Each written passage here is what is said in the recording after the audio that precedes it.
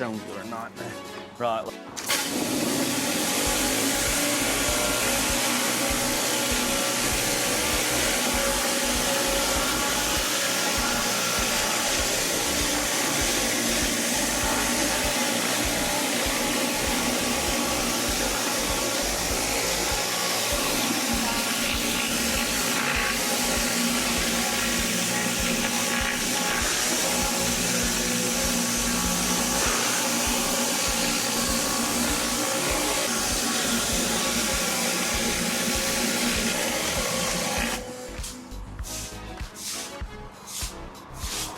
Nowhere for this water to run off. I know, I thought that earlier. If it weren't for these stones, this would be a really easy job.